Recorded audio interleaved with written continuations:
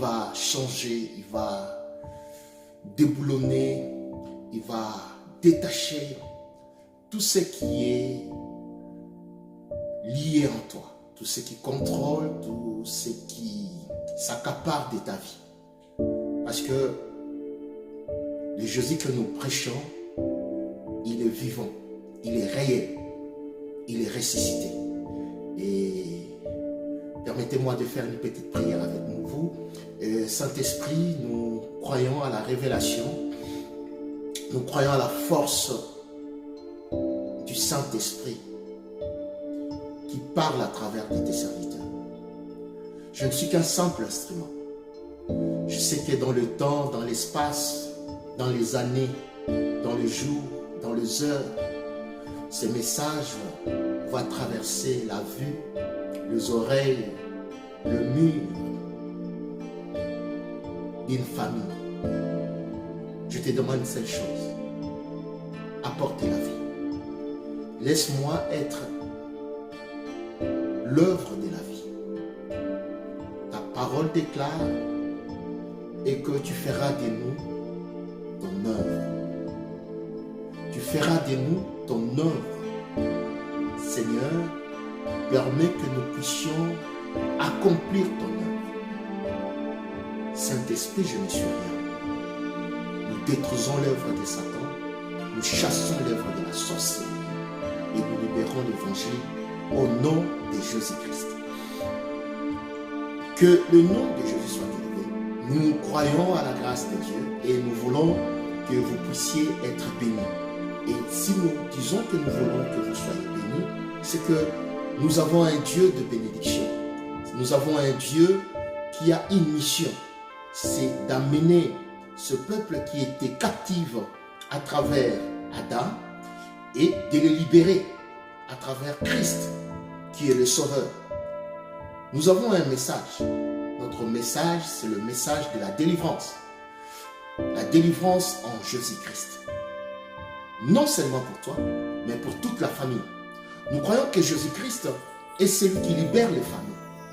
Nous croyons que Jésus-Christ, si tu ouvres ton cœur, il est capable de changer les ténèbres qui règnent dans toi, qui règnent dans ta famille, et de faire de cela une lumière.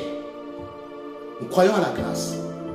Nous croyons que Jésus-Christ est venu auprès de nous, non parce que nous l'avons mérité, mais c'est par la grâce. C'est pourquoi il est venu aussi dans ta vie, dans ta famille, par la grâce. Il veut te consoler. Il veut changer cette situation. Il veut te libérer de cette maladie. Vous savez, la maladie, c'est une condamnation. La maladie, c'est un jugement. La maladie, donc, c'est que, vous savez, des fois, il y a des maladies que tu peux traverser et cette maladie est là pour accomplir les actes de jugement qui ont été signés contre ta vie.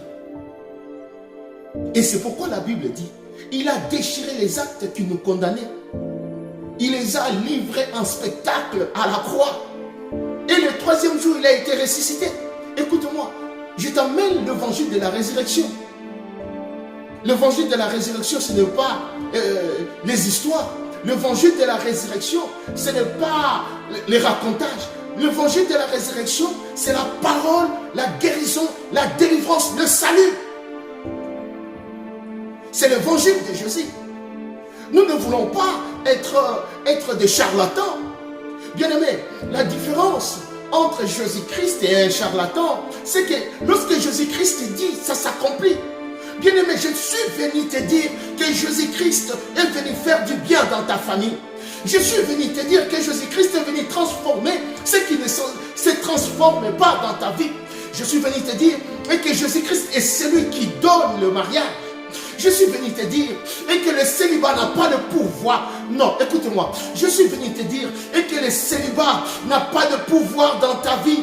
Le célibat n'a pas de pouvoir dans ta vie. Non, tu n'entends pas, bien-aimé. Tu n'entends pas. Écoute-moi. Si tu m'entendais, tu pouvais dire Amen.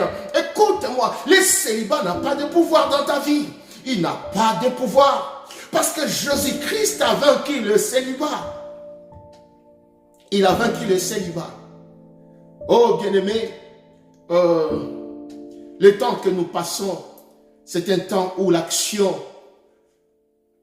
des enchanteurs est élevée, où l'action des divinations est élevée. Dans notre premier message, pour faire une petite récapitulation, j'aimerais seulement vous dire qu'on est en train de parler sur la divination.